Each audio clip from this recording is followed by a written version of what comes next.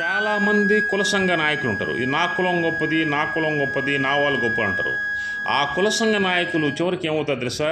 కులమని అనేవాళ్ళు ఎవరు కూడా ఏమవుతారు తెలుసా? లాస్ట్కి వారు రోగాల పాలై హాస్పిటల్లో ఒంటరి జీవితాన్ని అనుభవిస్తూ, కుటుంబం కూడా పైకి రాక తీవ్రమైన మనస్తాపంతో చనిపోతారు వాళ్ళు.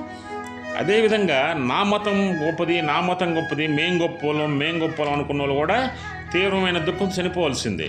అదేవిధంగా నా వాళ్ళు గొప్పవాళ్ళు, నా మతం గొప్పది, నా హిందువులు గొప్పవాళ్ళు, నా ముస్లిమ్స్ గొప్పవాళ్ళు, నా క్రిస్టియన్స్ గొప్పవాళ్ళు, అదేవిధంగా నా జైనులు గొప్పవాళ్ళు, అదేవిధంగా బౌద్ధులు గొప్పవాళ్ళు, సిక్కులు గొప్పవాళ్ళు, ఇలా అనుకున్న వాళ్ళు మొత్తం కూడా వారు అజ్ఞానులే.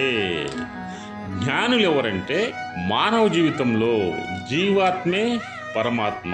ప్రతి మనిషిలో పరమాత్మ ఉంటాడు. వాళ్ళు ఎవరైనా కానీ ఈ భూమండలం మీద పుట్టిన ప్రతి మనిషిలో పరమాత్మ ఉంటాడు.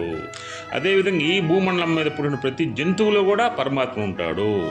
ఈ భూమండలం మీద జన్మించినటువంటి ప్రతి పక్షిలో కూడా పరమాత్మ ఉంటాడు. అదేవిధంగా ఈ ప్రపంచంలో ప్రతి వస్తువులో పరమాత్ముడు ఉండనే ఉంటాడు. దాంట్లో ఎటువంటి సందేహం లేదు. ఆ పరమాత్మని అంటే ఎదురువారిని ఎవరైతే సమాన దృష్టితో చూస్తారో వాళ్ళు మాత్రం పరమాత్మని, దైవాన్ని చూడగలరు.